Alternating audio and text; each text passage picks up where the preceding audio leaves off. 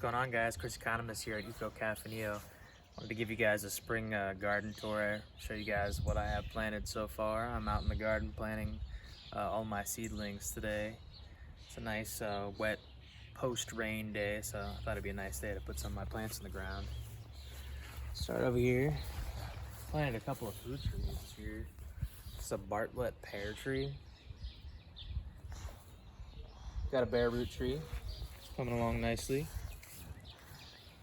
And I have a couple of grapevines that I planted here. I'm planning to build an arbor right here so that I can trellis like squashes and gourds through here, and you can walk underneath the arbor.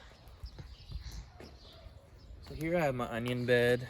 I have a few garlic plants in here as well, but I planted all of my onions from bulb starts here. And then over here, I have a mixed planting bed again. I have 3 different types of potatoes in here, a row of strawberries, and a row of peas, which the rabbits have been getting at. I've been putting up some of this thin bird netting to keep the rabbits out.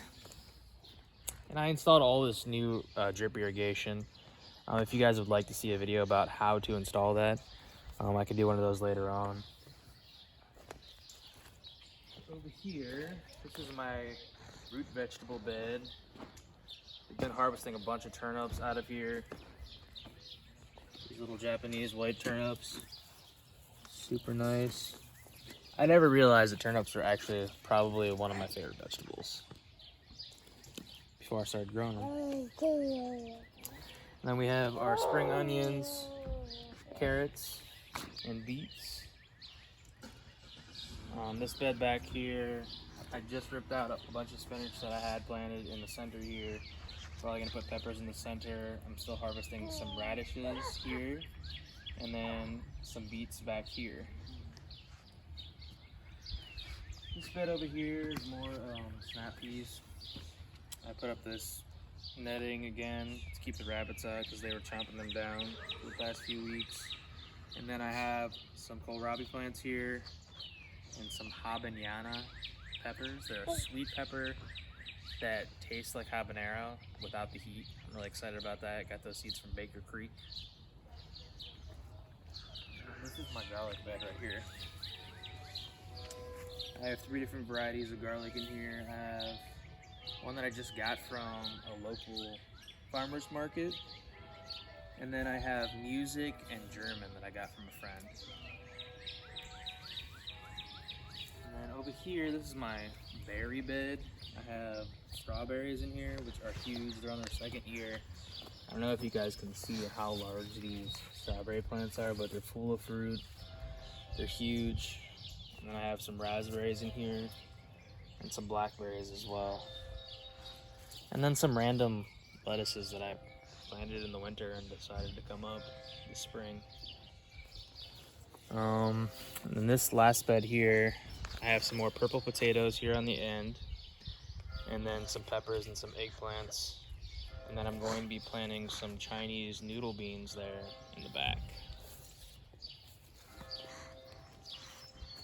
Over here I'm trying something new this year.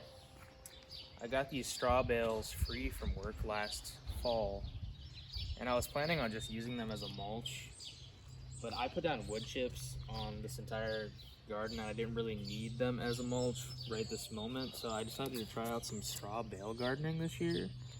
So I'm going to be planting some cucumbers. I already planted some cucumbers right here in this bale, but I'm going to be planting cucumbers in all 3 of these bales, and then I'm going to be putting up a trellis net here and trellising them up this way. I'm sure they'll sprawl a little bit up towards the front as well, but I'm going to be trying to trellis them all across these bales. Then my plan for this area is I'm going to be planting some melons. So I have some Kajari melons, another Baker Creek variety, some Moon and Star watermelons, as well as, I think they were called Rainbow Sherbet melons. And I'm really going to let them kind of just sprawl around this area. It's open. Because this soil right here has not really built up to be that great yet. this was all grass. My whole yard was grass, and I put down cardboard the first year, and then the second year I came back and put over some wood chips and some cover crop. But you know, it's a work in progress. That's why I built all those raised beds first, so that I can plant immediately. Back here, I'm gonna put some tomato plants.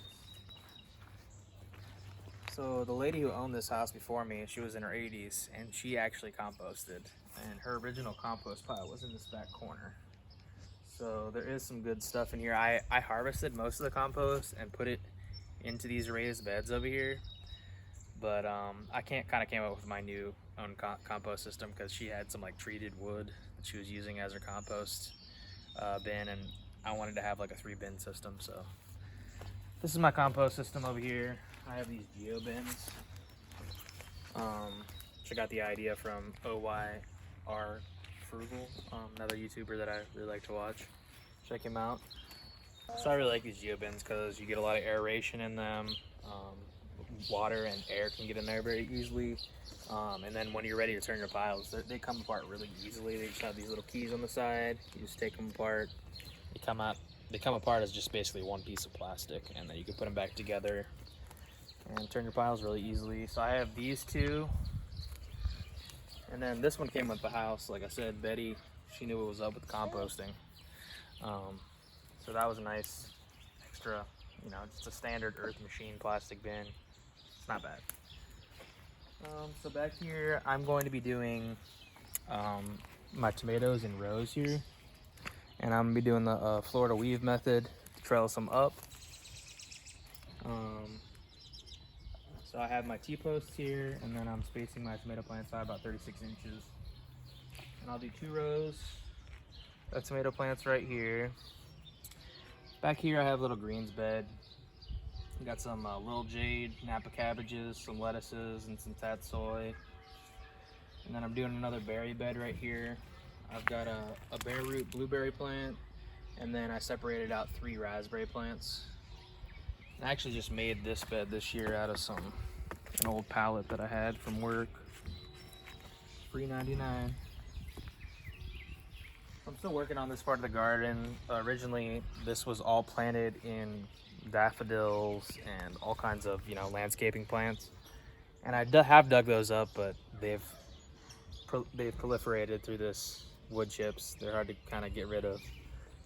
So I'm gonna be working on getting rid of some of these. I'm gonna leave the ones along the fence line, but I'm gonna be getting rid of some of these plants. This is a ginormous Siberian kale plant, which we've been harvesting from all the way. I don't let it flower, you know, bring some pollinators in to the garden.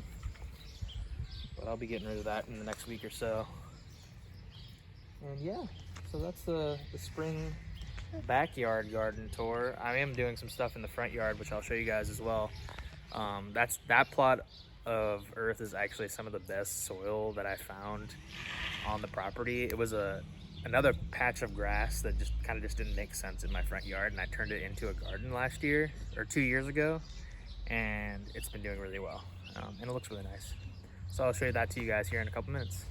All right, guys, so I have a couple of comfrey plants that I planted 2 seasons ago. I was working at an urban farm here in Cincinnati, and I transplanted a couple of root cuttings, and you can see how large these plants are on their 2nd year. I mean, and you can use this as a high nitrogen mulch. People make these into tinctures. They're good for healing wounds. It's a good multi-use medicinal plant. I have another one over here. This area I'm going to be doing a lot of like summer squashes and winter squashes in. I do have a couple of squashes already planted here. I've got like a Middle Eastern zucchini there and a buttercup winter squash. And then I'm doing a few of these perennial kales that I'm trying out this year. It's called a Homesteader's Kaleidoscope perennial kale, another variety from Baker Creek. Interested to try this one out. Rabbits have come through and nibbled these down. So I'm gonna have to put some netting up right here as well. But yeah, I'm excited about this area, getting some summer squashes in and some winter squashes as well. And last year, so when we moved in here, there was this tree here. I think it's a winter hawthorn. It was prickly as hell. So I cut that down this year finally. And yeah, I'm excited developing this area a little bit more. Alright, you guys, I wanted to show you guys what's going on with my front yard garden. This is a piece of land that I'm really excited about. So this originally was just a patch of grass that kind of didn't make sense on the left side of our sidewalk. So I did the same method where I killed the grass with cardboard, and then I brought in some wood chips the following year, and this is some of the best soil that we have on the property. It's just super loamy and rich. And last year I grew a bunch of okra up here. The first year we grew watermelons up here, and we got tons of Moonstar watermelons. They were sprawling into their driveway. I think we probably got like 15 watermelons up here.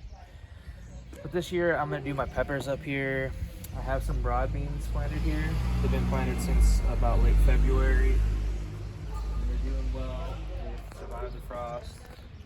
I have this really nice parsley plant that I planted last summer, I think, and it's starting to flower now. I'll be ripping that out soon. But this little section right here will be my herb garden for the kitchen, which is right inside that door. And then I'll be planting some peppers up here. I might do a couple random tomatoes and some squashes. And then on the other side of the sidewalk, I'm going to be doing, these are scarlet runner beans, which are a nice ornamental as well as an edible. You can eat them as a dry bean or a green bean. And I have a couple of cabbages here, which are still pretty small. And I'll probably be doing just some bush beans here as well. Alright guys, thanks for coming by. Like and subscribe.